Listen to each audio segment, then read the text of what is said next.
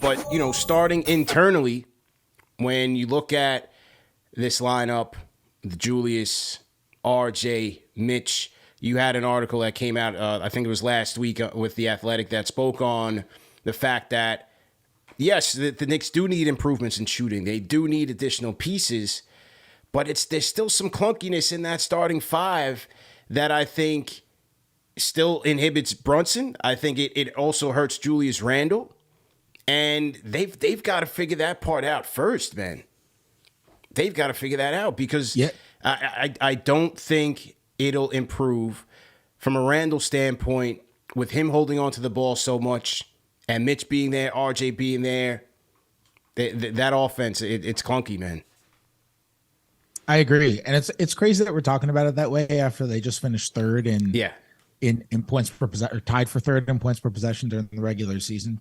I think it's important to make a distinction between regular season and postseason basketball, which I think everyone in the basketball world accepts as two different beasts, right? Yeah. Like, we're not talking about regular season when we say, at least I'm not talking about regular season when I say this kind of stuff. No. Like, they have proven they can be a good offense during the regular season. Like, I think we're going to look back on this offense in like 10 years and be like, what the hell? This Knicks, remember when the Knicks were third in offense? Yeah. Remember when the Knicks had like one of the greatest offensive efficiencies in the history of the NBA? Yeah. We're going to look back on it like that, I think. But they've proven they can be a good offense based only on attacking the rim, getting to the line, Jalen Brunson doing Jalen Brunson stuff, good shot selection, a lot of threes, and getting a whole bunch of offensive rebounds from Mitchell Robinson, from Josh Hart, and from Isaiah Hartenstein. And they have proven that is a formula that will work well during the regular season. Problem is, when you have a great coach who is able to scheme for it from 4 to 7 games and you don't have the spacing, things become difficult. And we saw that in the playoffs when the offense fell off, even against Cleveland. Yeah. The offense was inconsistent, right? Yeah. And to me, the playoffs is when you're going to play your most important players. Like, Randall's going to play more. RJ's going to play more. If RJ's playing less in the playoffs, then you have an RJ problem, because that's your dude. Like, that's the guy you just extended, you know? Yeah. So if Mitchell Robinson's playing less in the playoffs, you have a Mitchell Robinson problem because that's your starting center. So in your most important moments, even if you go out and you get an awesome 3-and-D bench guy, or maybe even a 3-and-D guy who's going to start over Grimes. Now Grimes moves to the bench, and you get a absolute knockdown stretch 4, and let's say like Obi's out and he replaces Obi, and you get a knockdown stretch 4, and overall your team 3-point percentage goes up because of that, because you are playing more shooters. You're still in a position where in your most important moments, you're going to have RJ, Julius, and Mitch on the floor together. And while it's not like RJ can't hit a 3 and Julius can't hit a 3, shooting and spacing are not the same thing. They're related, but they are not the same thing. And I see people conflate it all the time. What the Knicks really need is actually more spacing, not necessarily more shooting. They could shoot the same percentage, but get better spacing. And spacing is just, will defenses guard you?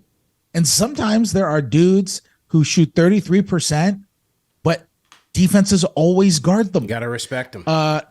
Yeah. And there are a million reasons why, depending on the shooter.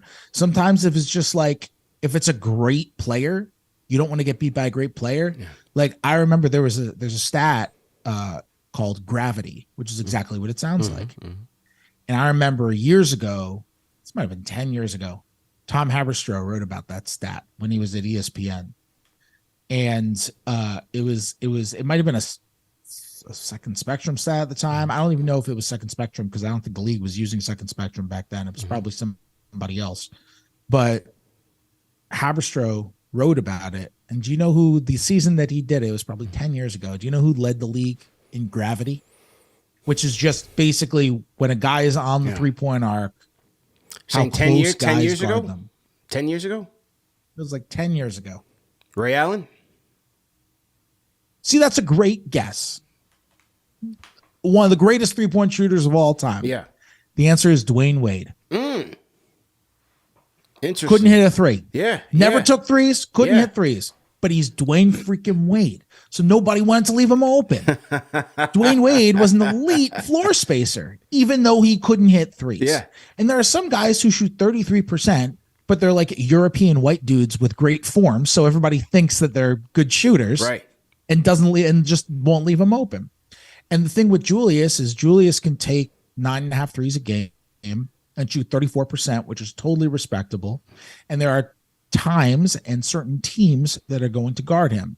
But if Jalen Brunson is killing you, and if a team makes a decision, you know what, we're going to make sure that life is as uncomfortable for Jalen Brunson as possible, then they are going to help off of Julius, and they are going to help off of RJ. And those guys aren't going to space.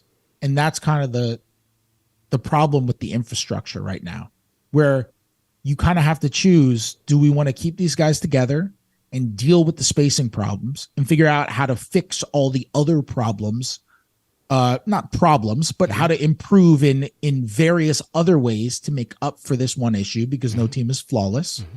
Or do we want to fix this problem? Is this problem big enough to where we want to fix this problem, which would probably mean having to move on from at least one of those three guys, RJ, Julius, and Mitch.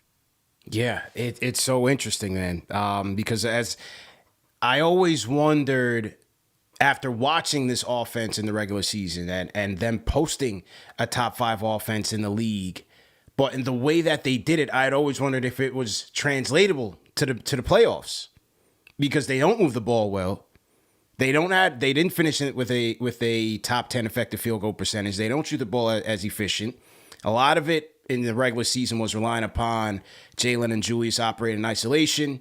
They took care of the ball. They got their second chance opportunities when they were bricking away from downtown, which Mitch helps. But in the playoffs, when you're playing better teams and you're playing a better coach that can scheme those things away, some teams may out hustle you for those rebounds, or they may turn up their defense to force you into making bad decisions like Miami did. So then how do you recover?